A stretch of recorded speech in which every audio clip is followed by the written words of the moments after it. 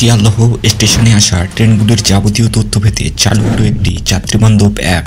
এবার থেকে স্টেশনে ঢুকে লোকাল ট্রেনের সময়, প্ল্যাটফর্ম নম্বর, ট্রেন গ্যালোপিং কিনা তা জানতে হাত খরচ করার দিন শেষ। স্মার্টফোনে অ্যাপ ক্লিক করলে ট্রেন সংক্রান্ত যাবতীয় তথ্য হাতের মুঠোয় পেয়ে যাবেন যাত্রীরা। শিয়ালদহ সাবারবান ট্র্যাকিং সিস্টেম বা SSTS গুগল স্টোরে গিয়ে এই নাম টাইপ করলেই অ্যাপ মিলে যাবে। তা থেকে দেশের ব্যর্থতম স্টেশনটির লোকাল ট্রেনের যাবতীয় তথ্য মিলবে হাতের মুঠোয়। এই স্টেশন দিয়ে দৈনিক 15 লক্ষেরও বেশি যাত্রী যাতায়াত করেন। স্বভাবতই এখন থেকেই বিরাট সংখ্যক মানুষ এই প্রযুক্তিগত স্বাচ্ছন্দ্য ভোগ করতে পারবেন।